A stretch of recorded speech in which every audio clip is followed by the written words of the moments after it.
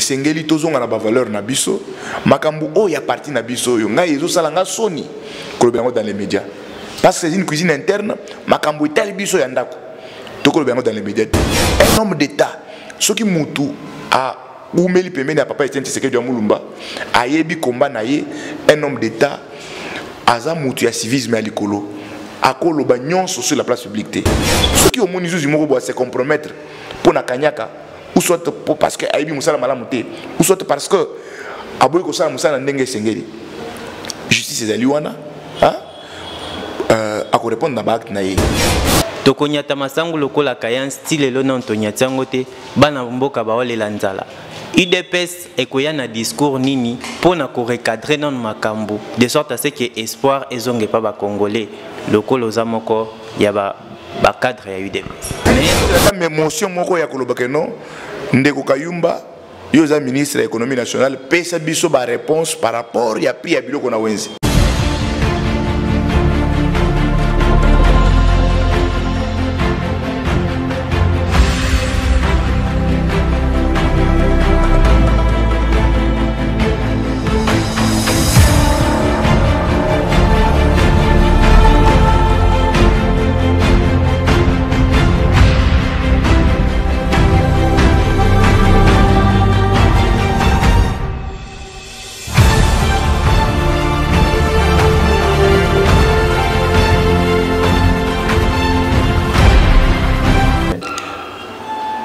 Bienvenue sur GBM Télévision, votre télé qui vous accompagne dans des événements.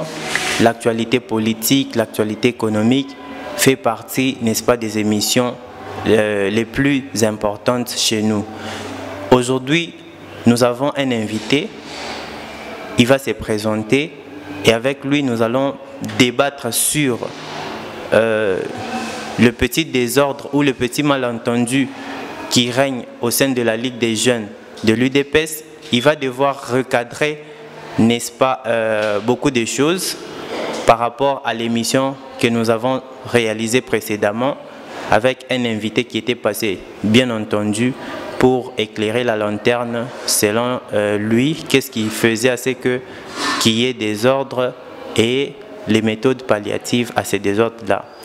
Rapidement, je m'en vais, n'est-ce pas, accorder la parole à mon invité qui va devoir se présenter. Merci. C'est bien Maître Augustin Tamboué. Je suis cadre de l'UDPS, secrétaire exécutif à la Ligue des jeunes fédération de Lukunga. Nous évoluons comme ça. Merci de votre invitation. Je salue en passant tous les téléspectateurs qui nous suivent de partout. Alors, GBM Télévision, vous le savez que nous travaillons en partenariat avec Royal Télévision. N'est-ce pas, nous profitons de l'occasion pour saluer l'ensemble de nos téléspectateurs. La première question que nous allons poser à Maître, comment se porte la santé de la Ligue des jeunes Fédération Lukunga de l'UDPS? La Ligue des jeunes n'a pas de problème comme tel. La Ligue des jeunes n'a pas vraiment de problème. Seulement qu'il y a certains individus qui ont fait prôneur d'un certain nombre d'antivaleurs qui pensent qu'il y a désordre alors qu'il n'y a pas un désordre. Parce que le désordre, c'est un mental, en fait. C'est un mental. Nous pensons qu'il n'y a pas de désordre dans la Ligue des jeunes fédération de Lukunga.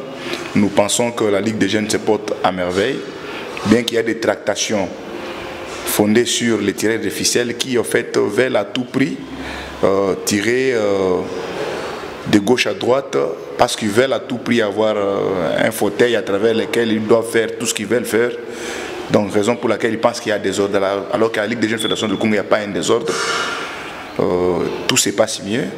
Nous sommes en train d'attendre des résolutions d'un vieux sage de la fédération au rang de base, à qui il a été confié une mission de mettre de l'ordre dans la Ligue des jeunes. Juste là, nous attendons ces résolutions, raison pour laquelle nous pensons qu'il n'y a pas de désordre.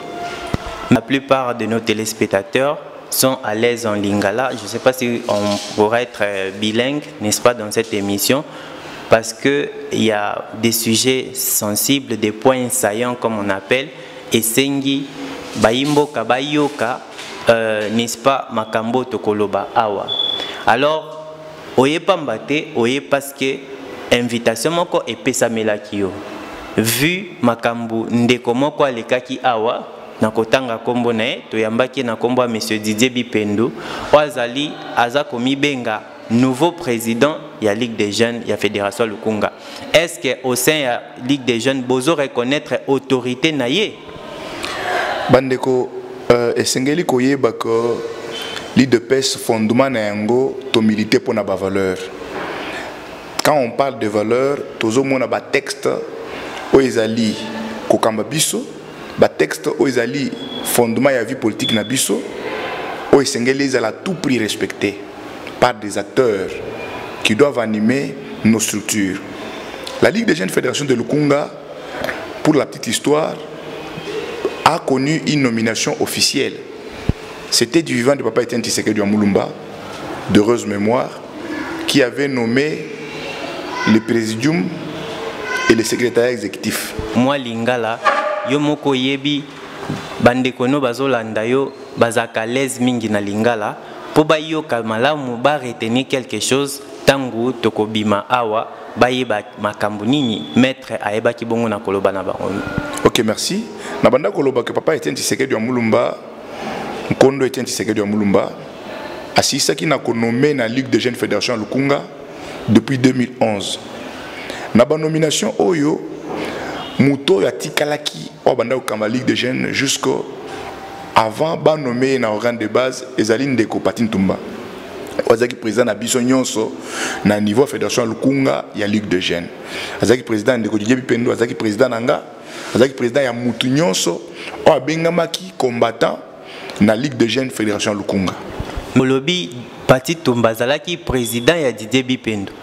Na ndenge to banda ko sola na coulisse président Didier Bipendu azo reconnaître que Patin Tumba fait partie des gens oyoye encadra na JDPS. Yo ozolo balelo ke Patin Tumba akamba ndeko mwana mboka Didier alors que Didier lobi na biso le contraire. Non. Tant que tambo na politique esenge to lobaka solo. Ndeko wana nazo respecter mingi na lingaka ko sala ba débat autour ba personne té. Je n'aime pas vraiment qu'on ça va débat autour de personnes. C'est un combattant, je respecte les combats de tout un chacun. Mais combat ya moko pe mususu sengeli à la fondée sur les valeurs. To militer pour na ba valeur, to bakango pambate. Entre autres, na kati ya ba valeur on est à la vérité. La politique n'est pas l'art de mentir.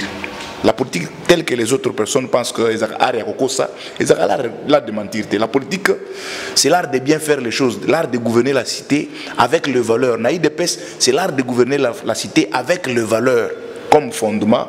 Il y a Etumbaye. Mais si koyo koloba que non ndeko Pati a été encadré par Didier Bipendu, on les a monté à mabena lokuta. Ils a bongoté. Et cause à la paix bongoté. Parce que les seuls secrétaires exécutifs comme président de la Ligue des Jeunes Fédération Lukunga, Zaki Ndeko Patin Tumba. À l'époque, Didier Bipendu a Zaki na section à Kitambo. Par quel mécanisme monsieur Sotangi administration dans la classe Nabiso? Parce que Ndeko Didier Bipendu a lobby que Atangi Bakelasi à l'Ikolo. Relations internationales. Azal licencié dans relations internationales. Censé koye ba administration. Entre un président fédéral ou soit un secrétaire exécutif na niveau de fédération, na une section à administration na IDPS bien. Administration malamu il est censé que la personne qui encadre l'autre est ali président na niveau de la fédération, tout secrétaire exécutif na niveau de la fédération, parce que Ndeko Patin Tumba mati ba échelon nyonso oyo. Il est passé de secrétaire exécutif à côté na présidium à mati progressivement jusqu'au point de devenir président, parce que c'est par ordre de préséance. Lorsqu'il n'y a pas de nomination, lorsqu'il y a des vides, Azaki na ebonga ese amataka na ebonga likolo pour na kokamba pe pour qu'il n'y ait pas de vide au fait. Raison pour laquelle Ndeko Patin Tumba a komaki président Ligue de Jeunes na niveau de la Fédération Lukunga. Mais de là, Koloba Ndeko Didier Bipendu l'avait encadré, c'est une forme d'amalgame qui ne tient pas debout. Parce que politique ezali art ya kokosate. Parce que bandeko be na Kinshasa na Congo Mobimba to comment na kokomi sa politique comme si eza art moko ya kokosa pe kokosa malamu, alors que biso na IDPS fondement ya combat na biso ezaka ba valeur. Entre autres ba valeur wana au monde chef de l'état ezaka très sincère. C'est un monsieur très sincère, raison pour laquelle nous n'avons pas molaka commission sika commission wana, parce que c'est un monsieur très sincère avec lui-même. Le secrétaire général Augustin Kabouya, quand vous l'approchez, le monsieur est très calme, sage et aussi très sincère. Donc, fondement ya combat na biso so tali ba cadre na biso nyoso ya niveau parti na likolo au mona olingo sana eli kambo ya mbilinga ya désordre a kozongo so na nzela parce que IDPS ezaki bongo. IDPS ezaka nango bongo. Mais ba jeune o bazo ya ba jeune o baye o baza recruter pour na ko servir parce que Moussa ya ligue des jeunes ezali ko recruter pe ko encadrer. Siko yebisa ngai un président fédéral à cause de la recruter par un sectionnaire, encadré par un sectionnaire. Donc une logique telle que parce que les fédéraux sont recommandés par les sectionnaires.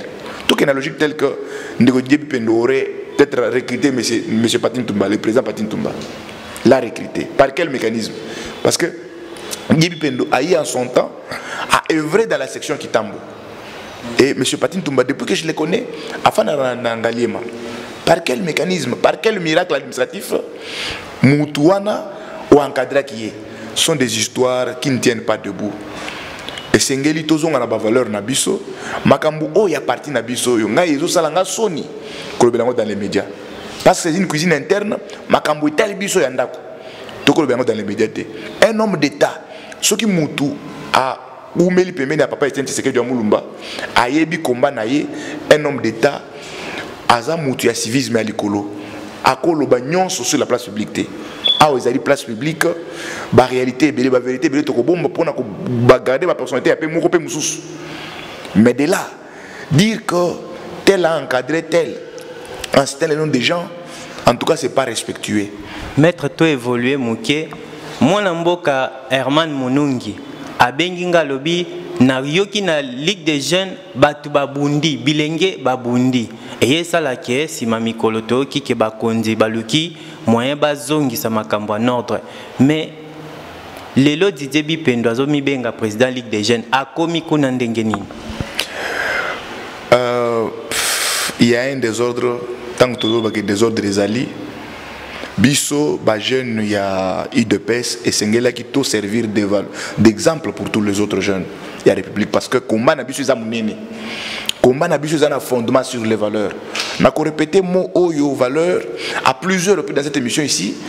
Je ne serai pas au fait débordé par rapport à ça. Pour fondement ya combat na biso yango wana. Sikoyo tant que tozolo bakeno ndeko Didier Bipendo comme président. Toyebi bien parce que bande gobel bazo évoquer décision 020 il y a parti na biso. Il est pas évoqué qui a. Décision 020 ndekonanga journaliste ezali na 17 articles. Tozaka na 10e article, article 10 ya décision 020 ndezolo bela ba nomination. Mécanisme ya nomination o ezali prévu parce que c'est une décision fonctionnelle. Bisika statut ezali silencieux. Chef de l'État actuel à l'époque, président est parti Nabiso, a une résolution. Il y a en sorte que le statut est à la compléter. Pour que la Ligue des jeunes est à la fonctionnement à chaque sur pièce cette décision comportant en son sein 17 articles. L'article 10e, balobeli procédure à nomination. Balobi clairement que le comité directeur à niveau national est proposé na président et parti, animateur. Il y a des comités fédéraux de telle sorte que ba nommé bango. Ils vont proposer, donc ils vont discuter avec le président du parti en sens qu'il y ait une nomination. Avant nomination, telle personne, tel jeune, tout le monde a évolué dans la fédération tel jeune. Mais à la Ligue des jeunes fédérations de Lukunga, le président parti a été nommé comme 5e vice-président dans l'organe de base. Dès là, la nomination Oyo. Il y a au niveau de la Ligue des jeunes fédérations de Lukunga, Baza œuvre en nomination mon côté. Parce que la seule nomination est allée en 2011. Moi, je viens de notre fédération. On a évolué dans la fédération de Lukunga, je viens de notre fédération. Je viens de l'intérieur du pays. J'étais dans la fédération du Haut-Ouélé, section à Ouacha. Ce que vous Congo, vous avez que ressort, on a des ressorts dans la Ligue des jeunes. À un moment là. Parce que dans cette classe, dans l'université de Kinshasa, on a accueilli à l'intérieur pour nous Moussala. Et puis à un moment, je suis rentré à Kinshasa. Quand je rentre à Kinshasa, comme je suis habilité à servir mon parti, je me suis retrouvé dans un ressort, il y a Lukunga Bisikawapi, Nazo Evre, comme secrétaire exécutif. Ce qui est la vérité, ce qui est solo, nous devons nous regarder en face et essayer de trouver des solutions. Partant de la cacophonie qui a été créée, cet amalgame-là, au niveau de la Ligue de jeunes, il y a Lukunga, il y a eu des personnes animées de mauvaise foi. Où il a créé un problème dans la Ligue des jeunes, on a contesté le président Patin Toumba. Pendant qu'il était encore président, il y a la Ligue des jeunes Fédération Lukunga. Il y a eu des camps. Bakami Baleza qui mis sur pied. Quand Moko et qui a siégé en dehors, il y a siège à parti. Quand Moussou s'est niveau, il y a siège à parti. Quand Oyezaki est président, Patin Toumba, premier vice-président, Rose Kapafoulé. Didier Bipendou, comme d'habitude, a joué un rôle, il y a deux facettes.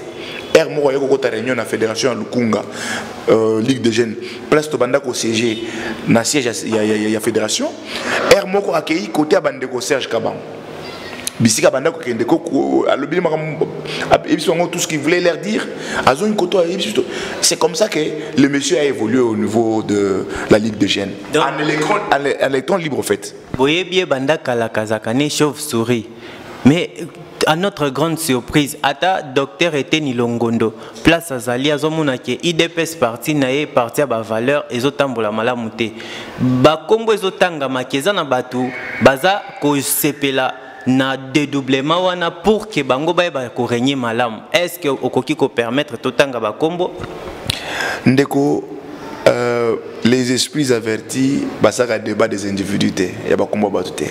Mais IDPS na mwata moko boye na Ligue des jeunes bon na fédération ya Lukunga eza na ba kondi misusu ya na kati ya fédération oyo des ordres nizo profiter na bango mais ce qui peut permettre totanga ba kombo pona ba yimboka bazolanda biso ou bien to évoluer yo moko o éclaircir lanterne ndeko ozali journaliste je crois que tango zobenga mutu chauve-souris oui ba conséquence tango yo ozali journaliste za mutu média mboka na biso na lobaka ngo mingi la République est en panne.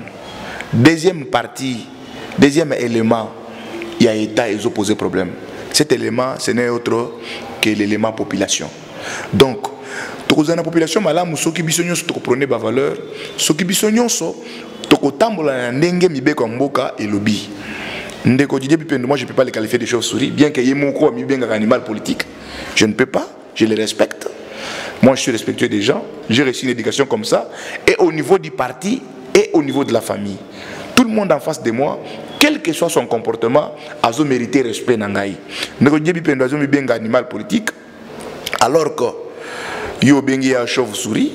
Na lobby serait-il employé conditionnel parce que bolobi aza lokolokoto yo na fédération boy lokolokoto yo na sens wana nde na lobby serait-il na lobby te que nazo affirmer confirmer que aza chauve-souris. Na cacophonie wana oui, papa Kabala avec sa sagesse a joué une injonction ko utalikolo. Président a d'intérim, il y a parti. Après ça, il y a une injonction claire et nette. Alors que Sengeli au salaire effort au réunir Bajen, base à l'ensemble au unir Bango. C'est ce qui a été fait. Papa Kabala na sagesse naie, il n'a pas fait ça automatiquement. A eu temps pour nous étudier Bamoko pe mususu. Il a pris son temps parce que il ne pouvait pas y aller brutalement. Parce que si il allait brutalement, mais maintenant qu'il a pris son temps, il a compris qui fait quoi en fait.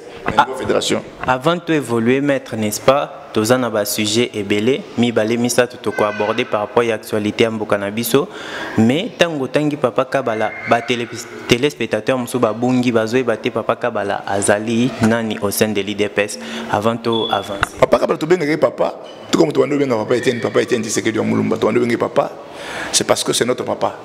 Na niveau fédération Lukunga. Organe de base numéro 1 ya Lukunga Mobimba. Tant que tu bêta combo, tu bêta masolo, surtout aux la véridique, surtout aux rationnel vis-à-vis de nos textes. Numéro 1 ya Lukunga Mobimba. Ezalaka le président fédéral Claude Kabala. Tu benga papa Kabala, c'est parce que c'est notre papa. Et puis Azamo Konzi à fédération Abisha Lukunga. Ezali Bongo. Merci beaucoup, fidèles téléspectateurs. Tozoko bana sujet et actualité. Tokobeta masolo ya économie en Bokanabiso. Na maître bien entendu kaza juriste. Tokobeta masolo ya santé à chef de l'État. Et salaki nungu mingi chef de l'État abimaki d'une manière un tout petit peu illico, précipitée. Akeko se faire soigner libanda mboka. Mais au sein de l'opposition, na opinion mususu balobaki ndenge chef ake à kozonga lisusu te ba prévoir déjà ba mécanisme mususu en cas d'absence ya mokonzi mboka.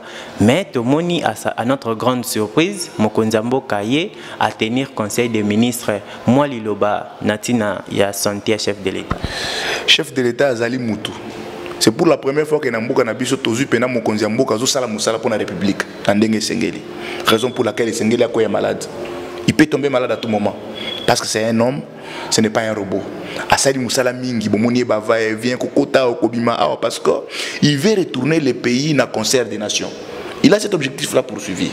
Lelo Omonier malgré qu'il est encore convalescent, Omonier Amatia on peut na minute de jour à Dubaï. En train de représenter la République, en train de faire en sorte que Mboka Nabiso ezonga na concert des nations et ça la sous respecter to reprendre valeur Nabiso to zaki nango Mboka Congo so to tangi Kombo Zaïre Kombo Congo au Bangi. Félix Antoine Tshisekedi Tshilombo, chef de l'État, président Mboka Nabiso, il est en train de militer nuit et jour à la Pongite malgré outé pa Mboka Munganga na minute à Dubaï. Il continue à le faire. Il ne va pas se fatiguer. Nous l'avions surnommé à l'époque Rangère. De l'eau, c'est comme béton, mais nous l'avions surnommé à l'époque Rangère. Rangère parce qu'il ne se fatiguait pas. Il était au four et moulin en train de faire le travail à partir. En train aujourd'hui de faire le travail à la République, à cause de se fatiguer, de famille politique, nous sommes des bosseurs. Ceux qui sont mis dans Moussala pour quelque chose, tu finiras par obtenir des résultats. Bien qu'il y ait des preneurs, des antivaleurs, dans la famille politique, dans la famille Nyonso, ata papa za pasteur, ata papa za sango, ata papa za nani, na famille Nyonso, okomona kake, okomona mwana moko boy, mwana ilibunga moko boy, mwana moko abunga na yenzela bandakala, tongo abunga zela, bana baza ebele ya bongo, na lukunga bazangi te, hein? Na livre déjà na lukunga bazangi te. Bakozanga te bana obabunga nzela malgré éducation famille boyebi ke réputation famille ezalaka boyi batambola na le gauche batambola na droite mais bana ya bongo bazanga te na famille nyonso raison pour laquelle biso ma famille na biso tolinga ko betango mingi libanda te to betango na kati mais pona badongolo miso oyo bazo sala loto lobake non la république est en panne. Cette république est en panne vraiment. Effectivement, la République est en panne. Quand je dis souvent, je mets cette position-là devant quiconque veut l'entendre, c'est parce que je me dis que nous avons intérêt à rétablir les valeurs démocratiques. Les valeurs, il y a fonctionnement, il y a mbokanet yo abiso. Maître, en tout cas, on est dans le domaine nabino, hein, aux avocats, il y a formation, la République est en panne, le chef de l'État dans un de ses discours na tourné à Grand Kassai a reconnu que Mboko yoesie kufa kala metozo sa l'effort tozong sango nandela. Mais l'opinion se pose des questions. Lelo oyo ozui dossier de détournement bakangi mutu lobby basambisie batie na prison 2 jours à Biminae. N'est-ce pas au monde que ezako bâtir likolo ya zélo tant on peut payer et effacer ndakwango état de droit et ainsi de suite tozomona eza cercle vicieux. Aujourd'hui dans Mboka na biso par rapport à l'état de droit nous avons eu un grand avancement en tant que tel. Avancement à Liboso beaucoup moins malamu que chef de l'État. De par tous les commentaires que les gens vont faire, le chef de l'État n'est plus impliqué dans les dossiers judiciaires. Parce que la Constitution na biso ils ont consacré l'indépendance du pouvoir judiciaire, les lots mokonzi mboka a sali en sorte que évidence oyo constitutionnelle est vraiment respectée par Bazouzi. Bazouzi n'a ndenge bako loba droit na ba cours de tribunaux, ba mona interférence té il y a pouvoir politique, il y a pouvoir exécutif en tant que tel. Le chef de l'État ne s'implique pas dans les dossiers judiciaires. C'est la raison pour laquelle au monde batangi comme on est dans dossier boy après va changer de position. Oh akangi kamere, oh atiki kamere, oh boy, vous comprenez? Les gens ne comprennent plus rien. Parce que lui n'est pas vraiment impliqué dans les dossiers judiciaires.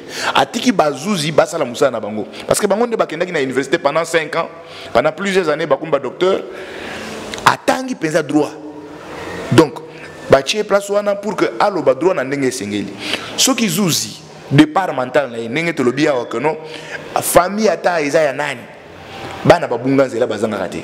Ceux qui au moni zouzi moko bo se compromettre pour na kanyaka ou soit parce que aibi musala malamu te ou soit parce que aboy ko sala musala ndenge sengeli. Justice ezali wana hein à répondre na ba acte na ye. Mais que les chefs de l'État puissent encore s'impliquer comme dans le passé. Dans le sens que, bokanga bato, ata jugement ezalité, ata ba évidence ya fait ezate, bokanga bango kaka bakota na boloko. Anere kanga bato bongo, anere bando kanga bato. Téléphone na biso nde tozaki na tozana ngo sikoboy. Ezaki sous téléphone vie privée té. Et comment qui téléphone à tout moment, au l'équipe boye, bureau de bakangio. Et c'est ngelo la que ça va image zana. So kutika caricature moko ata ya blague. Ya kezo finga mokonzi mboka. Mbala moko ozana boloko. Kuna okefuta amanda 2000. Tamuso kota na sa mai. Tamuso kufa famille no bakomona ote. Lelo awa na mboka na biso, il y a un changement, il y a une évolution. Preuve ya que il y a un monsieur qui vient de la famille politique. Il y a un preneur de valeur au Azali à la tête du pays. Les jalons sont posés, tous allons avancer petit à petit. Nous espérons, tous en Eli qui a été, le corps à la bonne volonté est là, le corps à la bonne foi politique est là. Nous allons et puis mboka na biso ko za redresser na ndenge sengeli parce que le chef de l'État a la volonté de faire tout ce qu'il faut faire. Toza ko évoluer ka mingi te tozo ke na ko chuter to tikali na mituna mibale UDPS et Pronaki le peuple d'abord et Pronaki tango to ko zwa bokonzi makambo ezala bien. Lelo gouvernement na biso et lobby budget eza évalué na 10 milliards de dollars. Mais train de vie à Congolais ils ont changé. Tokonyata masangu lokola kayan style lo non tonyatsangote bana mboka baole lanzala. UDPS ekoya na discours nini pona ko recadrer non makambo de sorte à ce que espoir ezonge pas ba Congolais lokolo zamoko ya ba cadre ya UDPS. Ndeko esengeli koyeba que UDPS to militer pour na développer pour na ba valeur, to militer pour na état de droit. Mais l'état de droit, ils ont un contenu. Ils ont un coquille vide, ils ont un contenu. Tant que nous avons vie sociale et s'engagée s'améliorer, vie sociale, et c'est limité quand on a panier de la ménagère. Vie sociale, ils ont un aspect belé. Les aspects à liberté, aspect, il y a liberté d'expression en tant que tel. Il y a beaucoup d'aspects. Oyo, et tout ça là que l'état de droit, ils ont un contenu. Si koyo, il y a certains aspects qui font en sorte que les lots manamboka balé la panier de la ménagère. Et c'est que les lots awa il y a une cogestion entre une famille politique et plusieurs autres familles politiques. Bien que les lots par moment il y a de ceux-là au Comona, il y a de ceux-là cette habitude là d'aller faire rapport à l'autorité morale n'existe plus. Mais Moutounionso a conseillé la éducation à la famille na bango. Nos familles politiques et bani n'a pas valeur au pronaka. Aujourd'hui, tant que nous avons un ministre de l'économie nationale qui a attribution à lui. À la Kakibiso Bokolia Thompson n'a moins cher. Ok. Si Lelo Thompson tu habites sur Kangami n'a pas nini. Tant que nous avons tous les jours que la République est en panne, c'est-à-dire que la population doit savoir comment revendiquer ses droits. L'état de droit sera effectif en tant que tel lorsque, d'une manière automatique, sans recevoir les mots d'ordre, population est revendiquer au ezali badura na bango. Lelo Awa a sali promesse, il a utilisé l'argent du trésor public pour faire des achats, un partenariat. Les parlementaires sont là. Les parlementaires sont là. Bakoki Kokwe Isata ministre mon côté jusqu'à présent gouvernement Samalukonde ata ministre mon côté ba parlementaire ba bengisi ba ko ici pour na mes gestion ou ainsi de suite. Mais ata émotion moko ya kolobaka non ndeko Kayumba yoza ministre de l'économie nationale pesa biso ba réponse par rapport ya prix ya biloko na wenzi. Comment est-ce que Moutou accueillit un commerçant? Un calcul simple. Un commerçant accueilli à son billet $1.5. Aïe n'a pas malgré la taxe et impôt. A commission n'a pas $5. Mais Mouton a quitté $40. Par quel mécanisme yo zali wana ozali à l'aise au tiki bango basa la bongo. Aujourd'hui, d'une manière éparpillée, ba esprit au bazar ba jeune au bazar na esprit il va pas être un secret de Mulumba. Hein? Oh ba yeba pena ko revendiquer ba dona bango. Ba lobi ndeko tel qu'on est là, nous pouvons revendiquer nos droits, nous pouvons, d'une manière personnelle, alobi que eloko yo seleka na mboka oyo ezali normal te ba expliquer na bazanga te bien formé papa était seconde mulumba ba yebi que à tout moment on peut revendiquer. Mais il y a des ceux là qui sont là très plaintifs en fait. Baza on a pour se plaindre. Nous nous plaignons parce que telle histoire ne tient pas au pays, telle histoire est malamouté et le robot est bien té. Nous nous plaignons. Nous allons nous plaindre jusqu'où? Nous allons continuer à nous plaindre pourquoi? Alors que nous avons la responsabilité, il y a qu'à recadrer bailler, ça malamouté. Le ministre de l'économie a failli à sa mission. Ce que tout ça dans un pays moko, il y a des éléments sur l'État. Ils ont dit que ça normalement, c'était un monsieur qui allait de lui-même démissionner. Parce qu'il a failli à sa mission. Mais à son démissionner à Zaliwana, il y a des gens qui se plaignent de partout à Zaliwana. Il est à l'aise. Mboka Nabiso Saka Semoul et Mati Pri. Et pour ça, il y a des ceux là dans leur salon politique qui pensent que c'est la responsabilité du chef de l'État. Hein? Et là on a bien la kindoki politique yangwana. Oyebi ki réalité yango, oyebi ki likamutel yango. Lande lango nandenge sengeli, nandenge zaleli. Au lieu de créer des confusions inutiles. Parce que nous n'avons pas besoin de faire de confusion en plein 21e siècle. Nous sommes de grandes personnes. Moi, Namboka, maître téléviseur Zangonga, tu as abordé question à Souka, chef de l'État Alingi Masolo Yandembo. Lelo Kalamingite RDC, Azako Beta match à barrage à poule na Maroc pour na kende na mondial. Président Macky Sall, président sénégalais, na mandat nae. Aotopesa Sénégal, première Coupe d'Afrique. Est-ce que ça défi Oyo RDC Koki ko relevé na chef de l'État Fachi Beton ou Alinga Masolo Balé Coupe du monde et Yanambo Cannabiso parce qu'il est possible de rêver. Quel est votre avis là-dessus? RDC, nous avons toujours été une force, une nation de football. Nous avons toujours une force. Heureusement pour nous, les chefs de l'État, et tout ce qu'il est pour la République. Il est positif dans tous les domaines de la vie.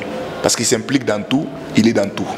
Raison pour laquelle, comme il est impliqué aussi dans le football, il va faire de son mieux parce qu'il donne tous les moyens qu'il faut pour que l'équipe de football, l'équipe nationale de football, ait fonctionné régulièrement et permettre à ce que place Nabiso ya football ndenge tozaranango. To perda ki yango ya momala. Nous continuons à être une force pour le football et je crois que les vendredis, nous serons tous là en train d'accompagner nos léopards. Le chef de l'État est impliqué, tout le monde est impliqué parce que l'État est et avancer vers l'avant car il y a 4 éléments sur basangani place moko. Élément liboso territoire, élément liboso yami balé population, élément misato gouvernement, 4e élément souveraineté. So ba élément sur basangani place moko. To kende liboso. Mais gouvernement est ba député to banda tourner en rond. Munoko banda ko lobake no mutum to salité. Mutu lobité libu mutu fonctionner bien té. Nous allons commencer à nous départager des responsabilités comme ça, en désordre, et alors, tout tournant en rond, nous n'allons pas avancer vers l'avant. Pour un bon avancement, et Sengeli, élément sont na ucho tanga wa état, ils ont un enjeu, surtout l'élément population. C'est l'élément déclencheur ya nyonso na mboka. Parce que aujourd'hui, Belge a tikabiso na philosophie, il y a demande d'emploi. J'ai l'honneur de venir auprès de votre haute personnalité chercher un poste vacant. Entrepreneuriat na Congo, Tobosa Nango Libela. J'ai une union sur la minute de Moussala. Mais Tobosa ni que Toko Lukape Misala. Moussala, au cause de la capitale, tout comme aux une capitale. Mais on peut créer des emplois. Nous, jeunesse, nous avons cette mission-là de pouvoir nous retourner dans les conseils des nations avec une nouvelle manière de réfléchir autour de l'entrepreneuriat. Il n'y a aucun pays qui se développe à travers les demandes d'emploi, à travers les emplois. Mais tous les pays peuvent se développer à travers procédures et entrepreneuriat. Business, il y a des jeunes, business pour la banso, business dans la transparence, business en train de prendre de valeur, tout ça la business. Donc, tout ce qui est bosso. Entrepreneuriat, les lots, ils ont la capitale. Il y a des structures, des sociétés où ils allaient créer la capitale, capital humain. Par exemple, les sociétés qui livrent dans le domaine des ressources humaines. Il y a des sociétés là, les lots, comme au Congo, ils ont engagé bango moko bangajaka à travers les sous-traitances. Par sous-traitance on a les sous-traitance ya bamboka mipaya baya ko se plater na mboka na biso to boyité. Nous sommes pour le patriotisme. Nationalisme les concept moko ils ont rejeté bamususu. Mais nous sommes pour le patriotisme. En tant que patriote, et c'est que accepter moutonio soit zoya concurrence wana. Mais de là, tout s'impliquer dans le domaine de l'entrepreneuriat pour tomber l'école. Bajen to teke kana procéder à demande d'emploi. On a pas pesa musalate, on a il faut nazo musala. Non. Nous devons réfléchir à l'entrepreneuriat pour nous tomber l'école parce que nous sommes l'élite de ces pays. Nous sommes, comme l'aiment bien dire certains amis, crème intellectuelle. Crème intellectuelle, c'est un concept. Et c'est un contenu. Contenu, et c'est et permettre à ce que tout se relayer, tout se développer. Mais les jeunes, ils ont réclamé comme ça. Nous n'allons pas nous limiter à réclamer Moussala. Le Congo, tous les mingi. Tu as une classe. Bamusu bakende osala musala kana ba entreprise à l'état té. Bamusu bakende osala musala kana ba entreprise té.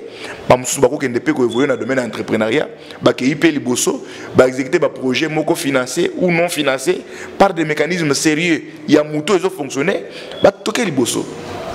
Merci beaucoup fidèles téléspectateurs.